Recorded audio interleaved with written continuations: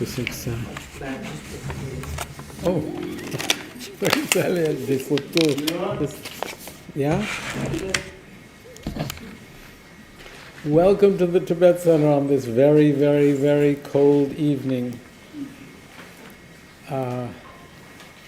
We are here at 151 West 30th Street on the 3rd floor in our new habitat. And we're happy to see the crowds. I think they're being let in slowly. Yes. Not much more room.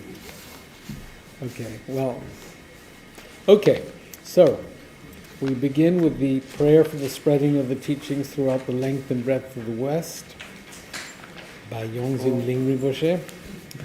By the force of the blessings of the non-fallacious three precious gems and of the truth of our pure selfless wishes, may the precious Buddhist teachings flourish and spread to the expanse of all areas throughout the length and breadth of the West. For all the people living there, together with their near ones, who have gathered in respect for them, may all conditions adverse to their practice of the pure Dharma be dispelled, and an excellent collection of favorable conditions increase like the waxing moon. And especially for those who work on methods to accomplish the flourishing spreading of the victorious one's teachings, which are the source of benefit and happiness. May they never be oppressed by masses of interference and adverse conditions, and may this spontaneously happen just as we had hoped and wished. The Heart Sutra. Thus have I heard once, the Blessed One was dwelling in the royal domain of the Vulture Peak mountain, together with a big gathering of great monks and great bodhisattvas. At that time, the Blessed One entered the Samadhi, which examines the Dharma, is called profound illumination. And at the same time, noble Avalokiteshvara, the Bodhisattva Mahasattva, looking at the profound practice of transcendent knowledge, saw the five skandhas and their natural emptiness. Then, through the inspiration of the Buddha, Venerable Shariputra said to Avalokiteshvara, "How should those noble ones learn who wish to follow the profound practice of transcendent knowledge?" And Avalokiteshvara answered, "Venerable Shariputra, whoever wishes to follow the profound practice of transcendent knowledge should look at it like this. Seeing the five skandhas and their natural emptiness. Form is empty, emptiness itself is form. Emptiness is not separate from form, form is not separate from emptiness. In the same way, feeling, discriminating awareness, compositional factors in consciousness are empty. Thus, all the dharmas are empty and have no characteristics. They are unborn and unceasing. They are not impure or pure. They neither decrease nor increase. Therefore, since there is emptiness, there is no form, no feeling, no discriminating awareness, no compositional factors, no consciousness, no eye, no ear, no nose, no tongue, no body, no mind, no appearance, no sound, no smell, no taste, no sensation, no objects of mind, no quality of sight, no quality of hearing, no quality of smelling, no quality of tasting, no quality of sensing, no quality of thought, no quality of mind consciousness. There are no nidanas from ignorance to old age and death, nor their wearing out. There is no suffering, no cause of suffering, no ending of suffering, and no path. No wisdom, no attainment, no non-attainment. Therefore, since there is no attainment, the bodhisattvas abide by means of transcendent knowledge, and since there is no obscurity of mind, they have no fear. They transcend falsity and pass beyond the bounds of sorrow. All the Buddhas who dwell in the past, present, and future, by means of transcendent knowledge, fully and clearly awaken to unsurpassed, true, complete enlightenment. Therefore, the mantra of transcendent knowledge, the mantra of deep insight, the unsurpassed mantra, the unequaled mantra,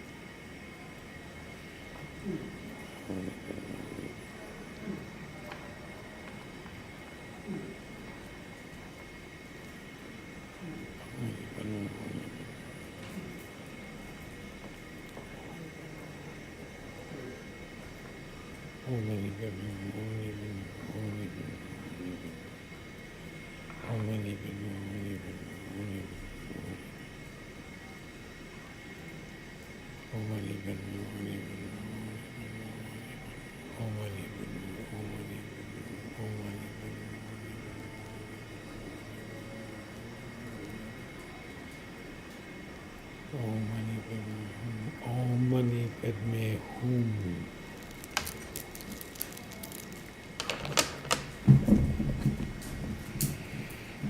So we usually have these discussions that are not really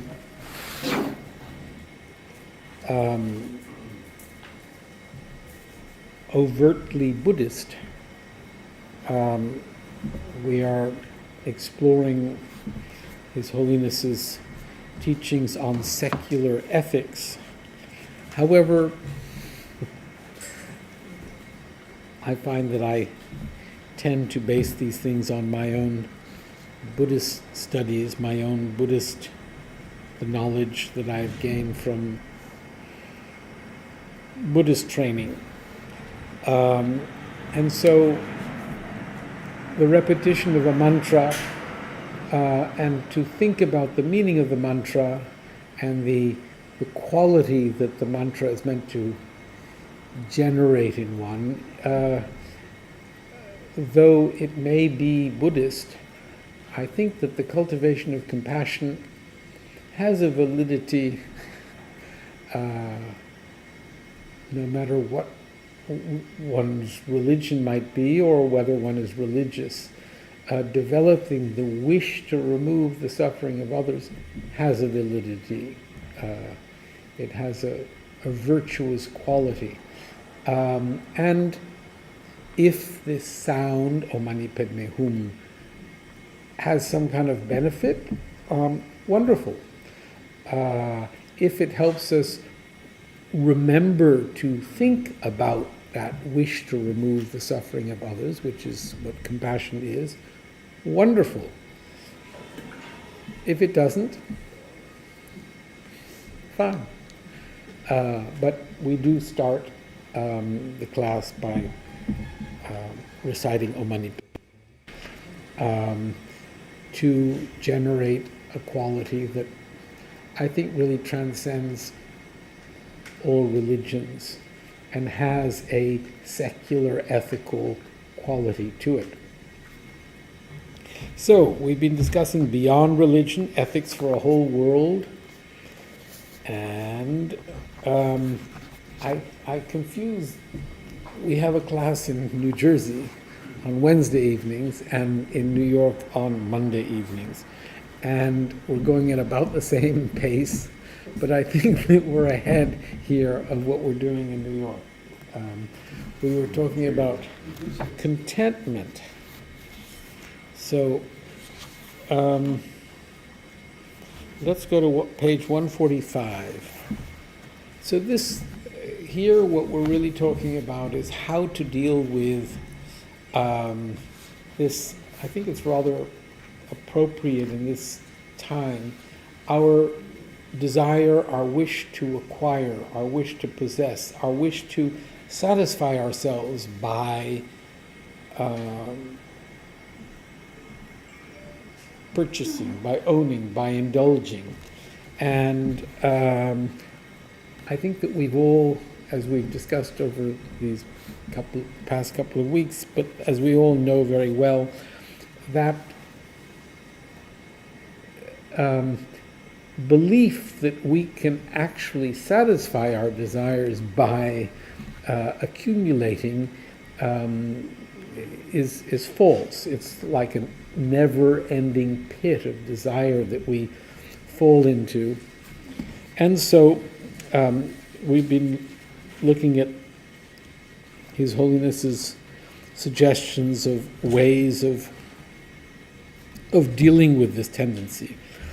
And so the materialism of modern society makes the practice of moderation and contentment a daily necessity if we are to resist succumbing to a sense of personal dissatisfaction born of unrealistic craving. So, do you see that on page 145?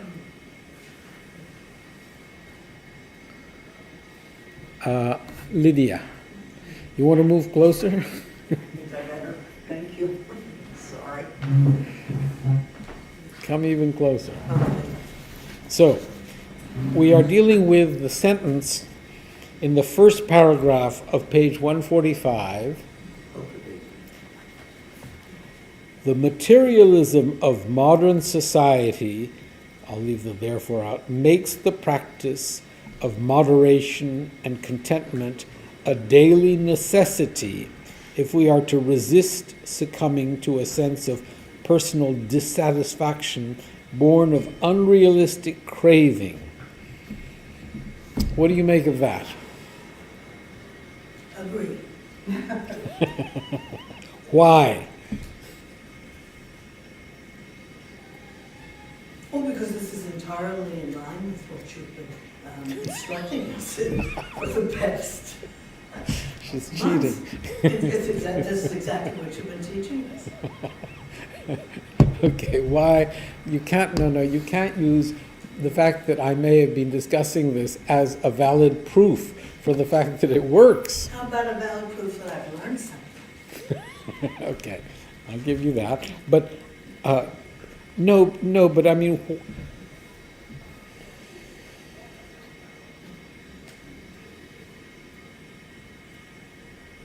so the materialism of modern society,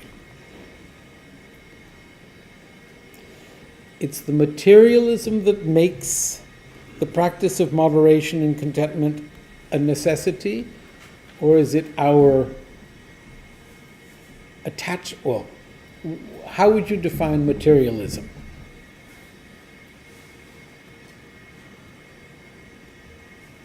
The desire to acquire goods and services, perhaps. Motivated Motivated by by? an unrealistic need, or sometimes you have to acquire goods, right? Well, social pressures. A lot of the social pressure. You need food. That So- if you have money, you want to spend it. Because that's what you're supposed to do. Believing things are real. Well, That's it. Okay, so in your belief that things are real, you wish to acquire them. Because they're really going to help. They're really going to make it. That's right. But that things better. It's like anything, you have some and it's wow, and then you have more and it's less and less. But you- Why? What? Because there's a new model. No, I think it's just your body gets habituated because there's nothing really there. So it's sort of like there's a new bottle, there's something better that you then aspire to. So how do you deal with it? How does one counter this? I would say contentment is perfect when you've had enough. Knowing when enough And is how enough. do you cultivate contentment? What are the thoughts? What is the sort of mental action that you, or See the difference between being greedy, wanting more, and just, and also relaxing. In other words, not jumping from, I watch myself, I love chocolate cake, and sometimes I catch, I'm already thinking of the next piece, Yes. or the next purchase, or the next, so that's typical, isn't it, of our bad habit of greed, the opposite of knowing what's in it. Not to speak of the bad effect.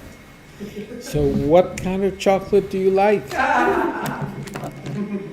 Well, social media advises us to keep a gratitude journal. Oh, yeah, that's nice. To keep a what? Gratitude journal. Gratitude what? Gratitude journal. Oh, That was the big thing during COVID. Keep a gratitude journal and then think of all the things you were thankful for, like having a roof over your head and so on. a It's gratitude popular journal. now through social media. Okay. Being happy with what you have instead of wanting more. It's always something that my parents kept telling me. Content with what you have. Yeah. If we are to resist succumbing to a sense of personal dissatisfaction born from unrealistic craving. So it's interesting here because there are two aspects of this dissatisfaction that we can. There's the dissatisfaction born of unrealistic craving, and then there is the dissatisfaction born of indulgence.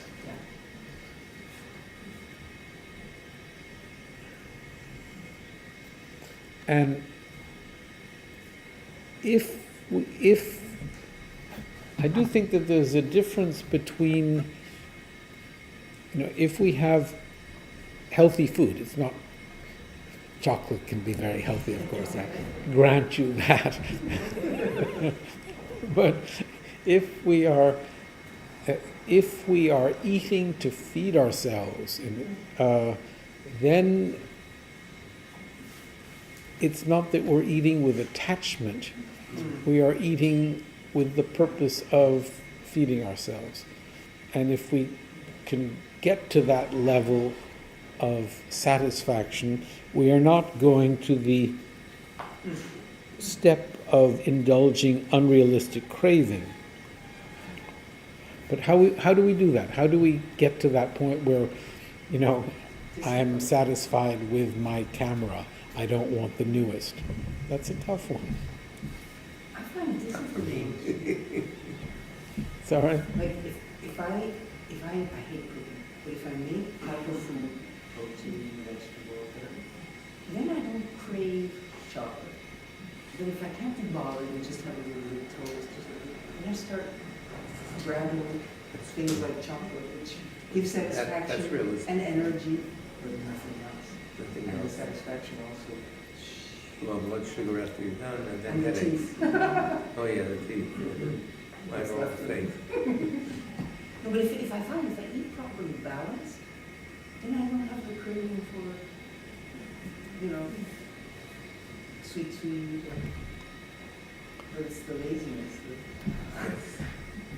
So, when you say, if I eat properly balanced, what that means is that you're talking about viewing and experiencing the eating process as having a valid purpose, as opposed to it being an indulgence.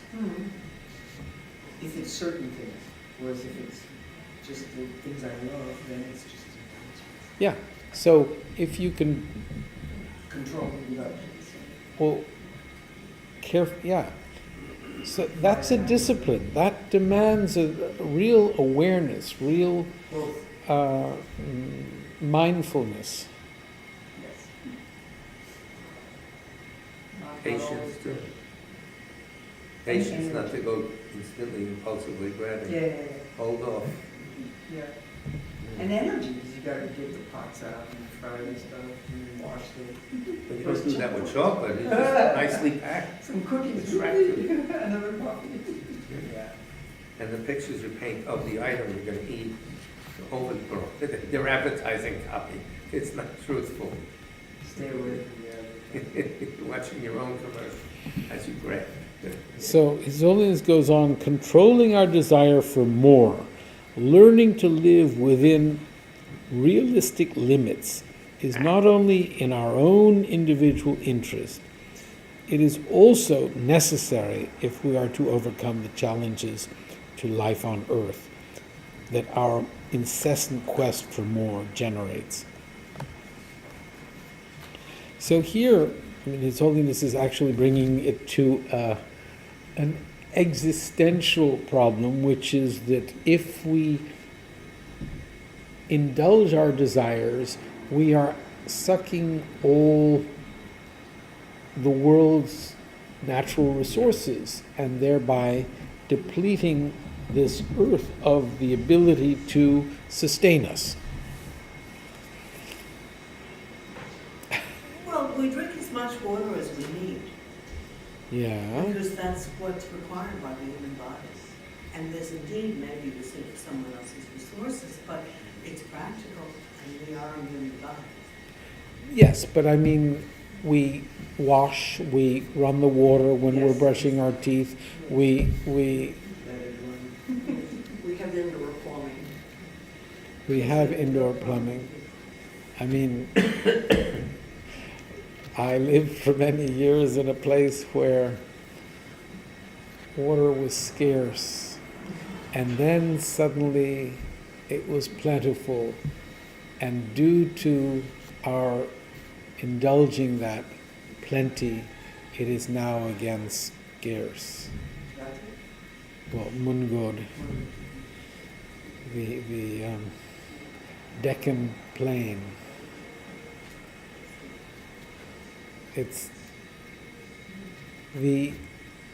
When I moved there, there was the monsoon rainfall, which provided irrigation to the corn and rice fields,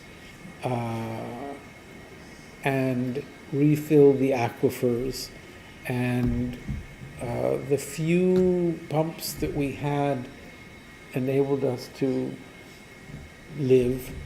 We had some hand pumps, and we had some for the drepung. Both Gomang and Loseling shared 2 electric, what are they called? Yeah.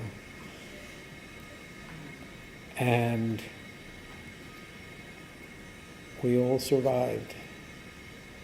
And then suddenly, people started drilling bore wells, and it's sort of like many people using straws in the same glass. There's no more water. It's terrifying. In a hot climate, there's no water. They say there's 4 times more people than the Earth can support. The Earth can support 2 to 2.5 billion, which was the 50s. Since the 50s, we've gone from 2 to 8. I have contributed to no children. I have contributed to. I don't have any children. Yeah, we did. So I'm a cat lady, right? I'm a cat lady. All of us. None of us has contributed to overpopulation. No, So we're all cat ladies. yes. You have children? Yeah? Fair enough, fair enough. Most people don't very much. He just replaced himself. Yes. That's maintained. So the material resources of this planet are finite. Add the fact that the global population is rising rapidly, and that those in the less developed countries naturally aspire to the same level of comfort enjoyed in the developed world, as is their right, and it becomes clear that our present path is unsustainable.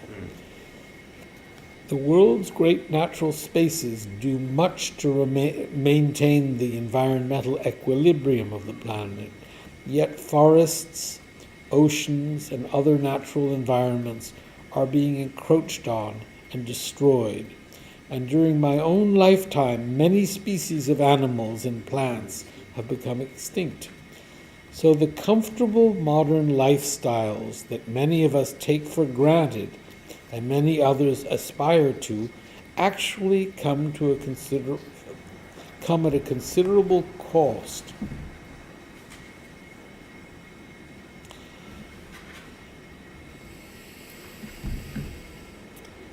Qu'en dites-vous? Yes. Well, this is a statement of fact. Mm-hmm. And what are you presenting? What should we do about, or how do we feel about it? What's your question? What do we feel about it? What do we do in respect to it? I think that here it's a fact which we, and we're all rather responsible people, I think, we still have to work towards addressing and contributing to the extent that we can. As I've often said, His Holiness always talks about the fact when he leaves a room, he turns off the light. Yeah. Tiny little thing, but I've thought about this tiny little thing aspect of that, and it's not such a tiny little thing, because it is a real contribution. It is a real assumption of responsibility. It is if I were to do it, it's what I can do. It's little, but at least I am fully engaged in trying to, and that matters. That it may not change the ecological balance of things, but that effort on my part, we can't point the finger at those who are wasting. All we can do is make our effort. And not only is the turning off of the light in some way beneficial, a contribution, but my involvement, my pushing myself, my taking, making the effort, I think that in itself is a contribution to the balance or imbalance. One that we, if we are really engaged in trying to work on ourselves, that we have to do. We have to really try to assume that kind of responsibility. That working on ourselves is a contribution. It's mindfulness. Yeah. Rinpoche, you're in the habit, you have presented to us a number of times that the ozone layer in the atmosphere has about perhaps 60 years to go. And so after that, it's anybody's guess what will happen. Therefore, in engaging in these small acts, such as turning off the water and switching the lights on, the main beneficiary of these actions is ourselves, unless I misunderstood. Ourselves? What do you mean? Because what Ourselves. because Mental development, you mean? Yes, That's why. that's right, because we strengthen our mental development. But you use less water. Which goes on to That's the what next I slide said. and the next slide. Yes, but in terms of outcomes, the Terms- outcomes then, Yeah.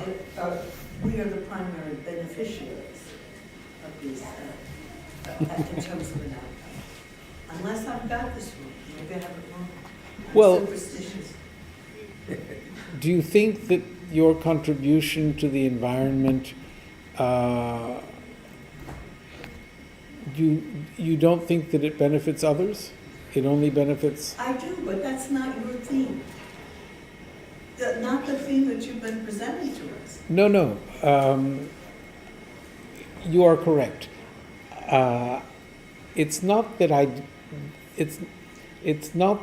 think that working on ourselves doesn't benefit others. I think that the greatest contribution that I can make to others, to the universe, is the work I do on myself. Right. That doesn't mean that it doesn't help others. Okay, that's true, but it's not gonna help the ozone layer. But we don't know that. No, we don't know that. We don't know. We really don't Something know could that. change with industry or education. So- Possibly. The ozone layer that I experience, the ozone layer that I hear about, that I'm concerned about, and that the disintegration of which has some kind of effect on me, that situation, that ozone layer that I'm experiencing, and that we're all experiencing, but that I'm experiencing, is due to my past actions, my experience of it is the result of my karma, my past actions. The work that I do towards it changes my karma and changes the ozone layer. Does it? Yes. You've denied it. You've denied that. No, I haven't denied it. I mean, when he said all we could do is work on ourselves? Yes, that's I right. think that's a But denial. when you, that's not a denial. Work on yourself. It doesn't say it failed to have an effect on others. No, it doesn't say that, but you think it's superstitious to, maybe I'm wrong, to try to wish that we can inhale, take the negativity of the universe and exhale, feel Oh, light. oh, And then that this would have an effect on, for example, the ozone layer, which is, I admit, kind of far-fetched. You think that's superstitious? No, I don't consider it superstitious. I say that, again, I'm repeating myself, the greatest contribution that I can make towards the ozone layer is by my own practice of diminishing my tendency to use products that harm the ozone layer. The only thing I can, what I say is that the only thing I can do is to control myself. That's all that's what I'm responsible for. That's all I can do. But I'm not saying that, on the contrary, I'm not saying that doing so has no effect on the ozone layer. On the contrary, I'm saying that's the only way to affect change with the ozone layer. Yeah. Okay? Do you agree? That's not what he said. Well, I'm superstitious. Meaning? What does that mean? Well, what it means is, because of my childish motivation here, I like the idea of thinking that I, with my drop in the bucket, can perhaps, maybe possibly, with a lot of prayer, impact on the ozone layer with the help of many higher. But you can, you do, you absolutely do. Between what you're saying. I agree. Not only can you, but that's the way to do it. Well, that's my motivation. I can't give up that motivation. I don't think it's correct that one's motivation be to hell with the ozone layer, I'm going to pray, or I'm going to do my own thing. No. We have to engage in that in the belief that we are making a contribution to the ozone layer. Okay. But you said there's no harm in prayer. Last week. And I stick to it. I think that prayer is, prayer does all sorts of things. Prayer opens us to, there's a humility and there's a focus on what it is that we hope to change. Yeah. So, prayer contributes to the healing of the ozone layer. That's the first time you've admitted that. Well, I haven't designed it. I haven't denied Take it. the record to the court back, let's But see. through your mind, right? I mean, prayer helps the ozone layer by improving our mind. Yeah. Right? And again, that's the greatest contribution that we can, the greatest positive contribution that we can make to the universe is the work we do on ourselves. That statement does not say that working on ourselves does not help the universe. On the contrary, Well, that's your main, the main point you're making. and I believe it. No, I don't understand that. We are the universe. Yes. No, and talking about karma now is really, I think, showing or presenting the mechanics by which my own simple work might actually contribute. Yes. By being positive. Dedicated to others. So it's not necessary. I don't want to suggest that by praying and by having these thoughts, the ozone layer is going to suddenly change. But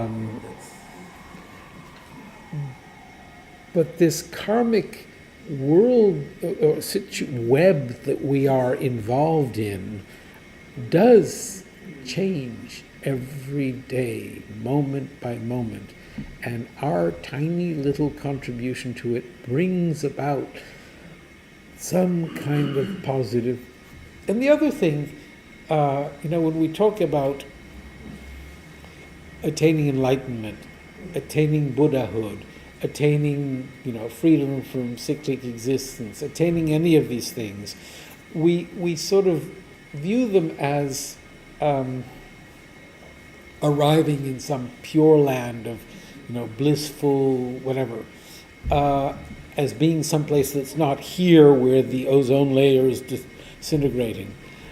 Those attainments are experienced right here. It's simply a change in our perception, in our, Mental makeup, everything, yeah. Yeah. but in place. Okay, I have a question. This is about my superstition. I didn't have any sign, revelation, anything like that, but somehow in my heart, I believe that during the COVID pandemic, when everybody, all kinds of religions, all around the world were praying and making the maximum effort, I believe that an outcome of that was the COVID vaccination that came just like that. Now, do you think that's complete superstition? I think that a lot of things contributed to the development of that COVID vaccine. And COVID was a tragic, difficult time where everyone was affected and arrived at an, can we say, an existential perception or Yes. that was, and we the monks of Ratu, we were not allowed to all congregate, so we would all sit on the roof in our different places and recite Tara mantras for half an hour every day at a certain hour, and we did it. And everyone here knew. You were plugged in too, I think. That's what started this whole line. And Everybody got on the way. we sure And then- it contributed. All of a sudden we had the vaccination. The greed element, the companies Well, want to make money, that was part of it. Is it? It had been underway for some time. Ah, That's the same type of thing. but the time. What came out was fairly efficacious. Yep. Yes. I agree. Don't ask for our kids. Oh, no. No, it's wrong. No, I'm not going. Go ahead, he wasn't around. Poor thing. So yes, all positive thoughts contributed to our possessing the karma to Okay, have okay, the Yes. vaccine. okay, fine. And positive thoughts, not only positive thoughts, but the scientific effort that went into it. Okay. All of those things, all together, produced in record time. Yeah. Agreed. And your, I'm hearing stuff. Is that you? Oh, yes, me, sorry.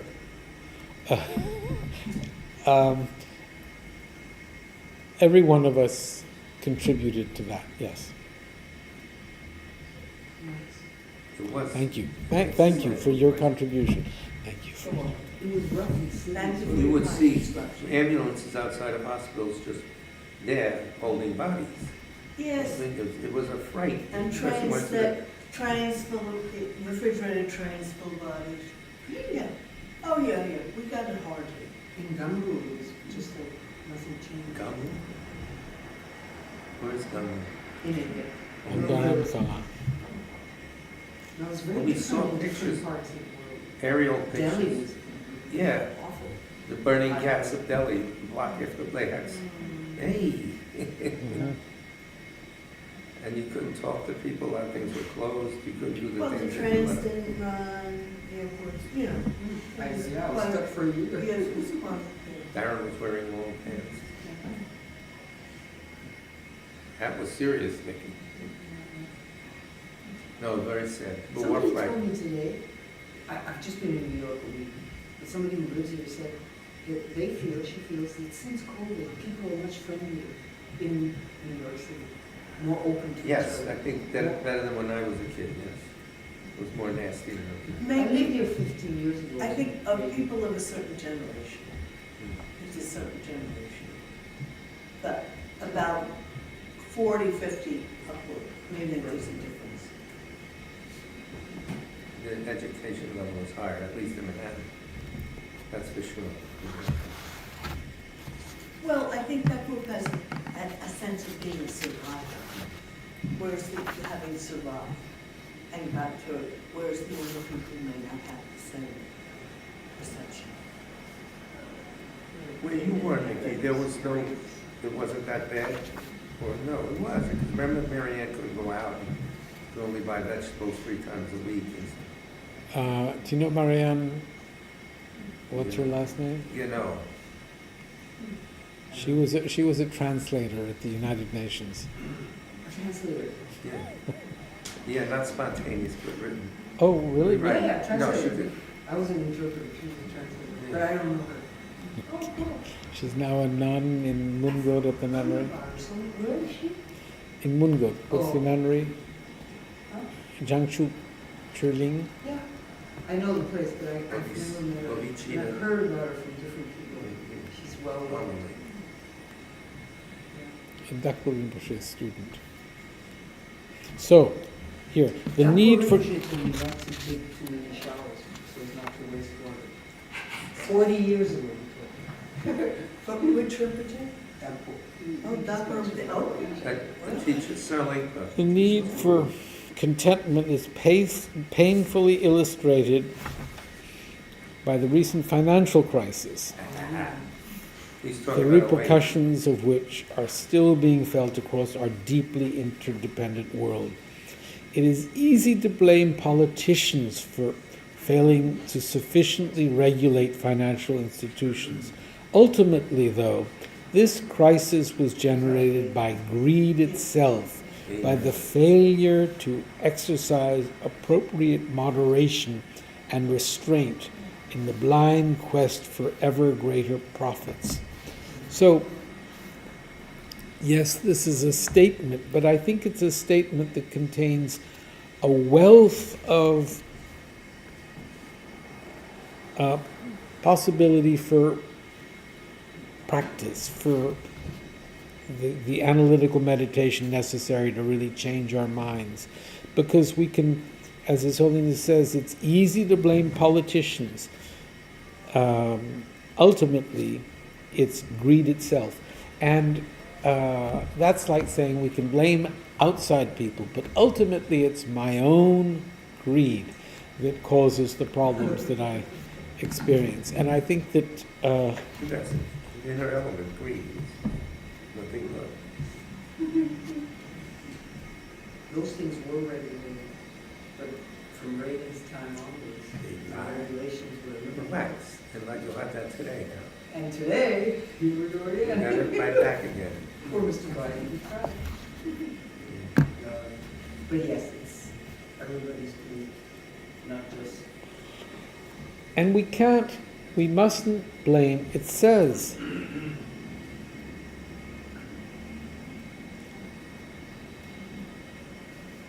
it's easy to blame the politicians. Well, if you elect them, It's easy to blame the politicians. Whether we elect them or not, it's easy to blame the politicians. What we are doing here is not looking at it from a political point of view. We are trying to understand our responsibility towards the experience of difficulties or the challenges that we experience, and thereby try to figure out what we can do. And again, whatever effort we make contributes in a positive way. Yes.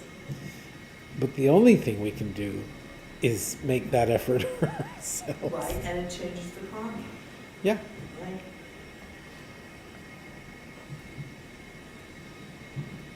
You agree? Yes, I believe that I do it.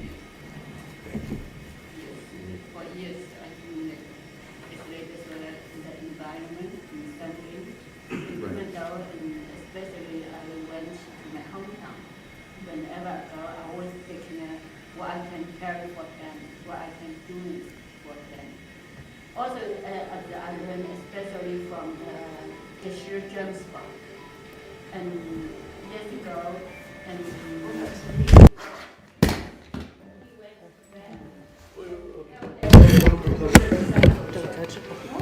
yes. Sorry, guys. When to tell the people, tell them how to doing it. Yes, exactly. So it's like whenever I go to my hometown, I try to tell them and to tell them to read and little better talk and come and little bit do this thing. Not I talking, right? I'm not called, but I was using the lamas and some right Rinpoche's teaching. I show them and for them to give them together and they're happy and really. And the last time I stayed in my hometown for 2 months and bring them to do you guys were laughing me and sad. And to helping them to using it, to doing it, to make it change the environment. And so especially few people, right, they get more healthy and they make determination in front of me and they will be more positive and I see they are changing. Where is your hometown? Rinpoche, nearby Shanghai, nearby Avalokiteshvara's Pure Land.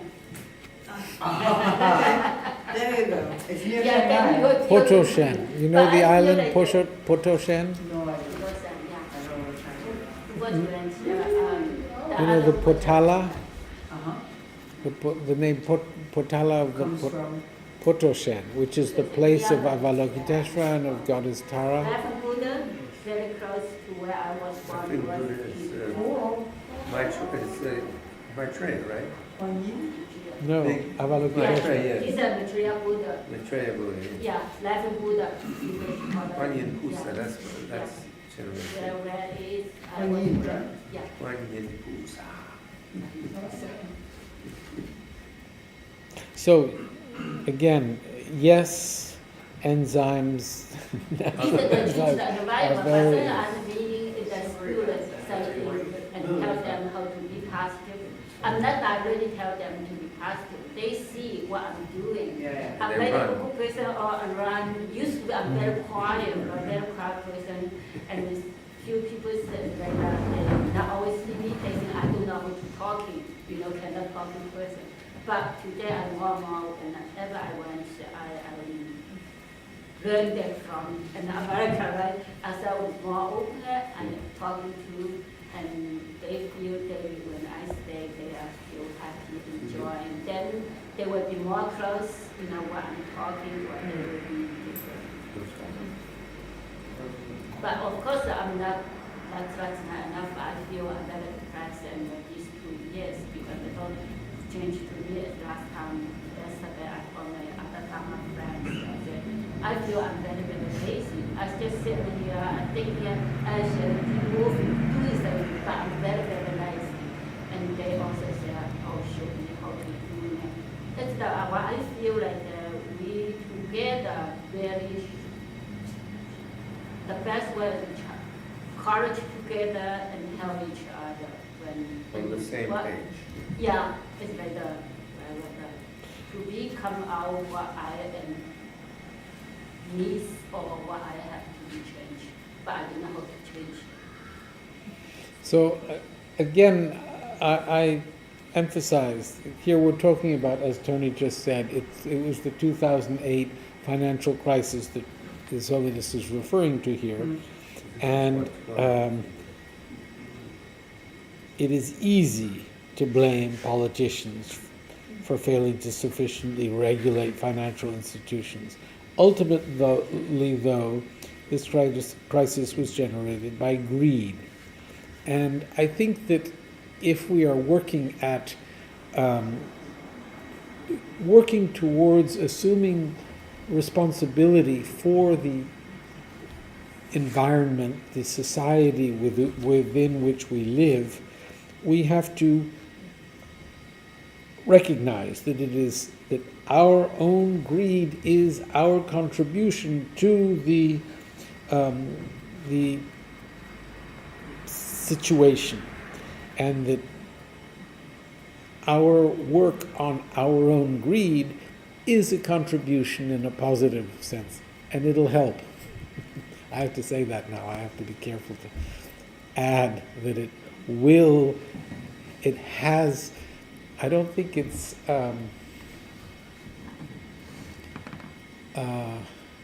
what's your word? You're saying that you are superstitious. Yes. I don't think it's superstition. I think that it's more than superstition. I think that the mechanics of karma actually work. Work in there. That's good to know. That's good to know. So, to go on, just to finish, also, as an Italian businessman explained to me, there was excessive speculation. The word speculation itself means acting without full knowledge. In this case, the level of caution and humility appropriate to actions undertaken without full knowledge was clearly absent. Here, the problem was essentially one of arrogance and short-sightedness. A third issue was the lack of transparency, which allowed dishonesty and deceit to thrive unchecked. That's today's. There was headline. nothing. Like the next 4 years, huh? Yeah. Yes, so as we view the next 4 years, we cannot blame the politicians. We have to blame our own lack of transparency, our own dishonesty, our For own letting it go. greed. So long. Mea culpa. We let it go so long. Yeah. We accepted. These are all simple ethical failings, chief among which is greed. And the only effective antidote to greed is moderation and contentment. So the work we do at developing moderation and contentment is our contribution to the present situation that is beginning. And we just got the news now. Darren, you sent that, right? Jane, Jane, yeah. He just withdrew from the Paris Accord. not a surprise. All right. Yeah. He's not wasting any time. Did you see? He didn't put his hands on the Bible when he was. Oh, he So didn't? he He believes did in not, God. he did not put his hand on that? No. Melania's holding Put it the on Bible. Melania, no. Two Bibles. Two Bibles, and he's got his hand hanging. So I think he believes in God, and he knows that if he puts his hand there, God will. Yeah. Yes. He's the We first love God. So, again, for anyone who is experiencing anxiety or whatever, the work we have to do is towards diminishing our own greed, our own And don't give them the dissatisfaction. power they don't Carelessness, innately lack of have. mindfulness. carelessness, lack of Give them no mindfulness. power. Sorry? No, we have to also pay attention to the details of head them off. I don't know. This has been There'll be a lot of going on laughs. for decades. It's deja vu all over again. So, excuse me. It's 8 o'clock.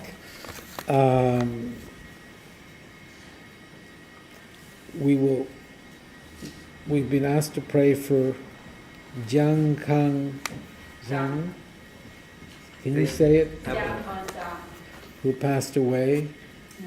Oh, And Ellen said something. sorry.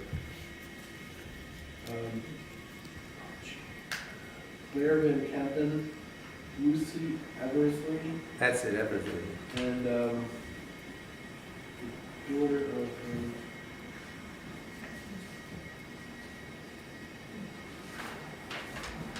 sorry, Cecile Richards. okay. I prostrate to the omniscient one. Thus the Buddha, Bhagavat, Tathagata, Arhat, Samyak Sambuddha, the learned and virtuous one, the Sugata, the knower of the world, the charioteer and tamer of beings, the unsurpassable one, the teacher of devas and humans is the Buddha Bhagavat. The Tathagata is in accord with all merit. He does not waste the roots of virtue. He is completely ornamented with all patience. He is the basis of treasures of merit. He is adorned with the minor marks. He blossoms with the flowers of the major marks. His activities timely and appropriate. Seeing him is without disharmony. He brings true joy to those who long with faith. His knowledge cannot be overpowered. His strength cannot be challenged.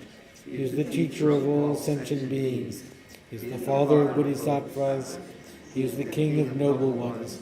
He is the guide of those who journey to the city of nirvana. He possesses immeasurable wisdom. He possesses inconceivable confidence. His speech is completely pure. His melody is pleasing. One never has enough of seeing him. His form is incomparable. He is not stained by the realm of desire. He is not stained by the realm of form. He is not affected by the formless realm. He is completely liberated from suffering. He is completely and utterly liberated from the skandhas. He is not possessed with dhatus. His ayatanas are controlled. He is completely cut the knots. He is completely liberated from extreme torment. He is liberated from craving. He is crossed over the river. He is perfected in all the wisdoms. He abides in the wisdom of the Buddha Bhagavats who arise in the past, present, and future. He does not abide in nirvana. He abides in the ultimate perfection. He dwells on the bhumi where he sees all sentient beings. All these are the perfect virtues of the greatness of the Buddha Bhagavat. The holy Dharma is good at the beginning, good in the middle, and good at the end. Its meaning is excellent. Its words are excellent. It is uncorrupted. It is completely perfect and completely pure. It completely purifies. The Bhagavat teaches the Dharma well. It brings complete vision. It is free from sickness. It is always timely. It directs one further. Seeing it fulfills one's purpose. It brings discriminating insight for the wise. The Dharma which is taught by the Bhagavat is revealed properly in the Vinaya. It is renunciation. It causes one to arrive at perfect enlightenment. It is without contradiction. It is pithy. It is trustworthy and puts an end to the journey. As for the Sangha, the great Yana, they enter completely, they enter insightfully, they enter straightforwardly, they enter harmoniously. They are worthy of veneration with joined palms. They are worthy of receiving prostration. They are a field of glorious merit. They are completely capable of receiving all gifts. They are an object of generosity. They are a great object of complete generosity. The protector who possesses great kindness, the omniscient teacher, the basis of oceans of merit and virtue, I prostrate to the Tathagata. Pure, the cause of freedom from passion, virtuous, liberated from the lower realms. This alone is the supreme ultimate truth. I prostrate from the Dharma, which is peace. Having been liberated, they show the path to liberation. They are fully dedicated to the disciplines. They are a holy field of merit and possess virtue. I prostrate to the Sangha. I prostrate to the Buddha, the teacher. I prostrate to the Dharma, the protector. I prostrate to the Sangha, the community. I prostrate respectfully and always to these three. The Buddha's virtues are inconceivable. The Dharma's virtues are inconceivable. The Sangha's virtues are inconceivable. Having faith in these inconceivables, therefore, the fruitions are inconceivable. May they be born in a completely pure world. Now we read the 8 verses on training the mind. With the determination to accomplish the highest welfare of all sentient beings, who surpass even a wish-granting jewel, I will learn to hold them supremely dear. Whenever I associate with others, I will learn to think of myself as the lowest among all, and respectfully hold others to be supreme from the very depths of my heart. In all actions I will learn to search into my mind, And as soon as a disturbing emotion arises, endangering myself and others, I will firmly face and avert it. I will learn to cherish ill-natured beings and those oppressed by strong misdeeds and sufferings. as if I had found a precious treasure difficult to find. When others out of jealousy treat me badly, with abuse, slander, and so on, I will learn to take all this and offer victory to them. When the one whom I have benefited with great hope unreasonably hurts me very badly, I will learn to view that person as an excellent spiritual guide.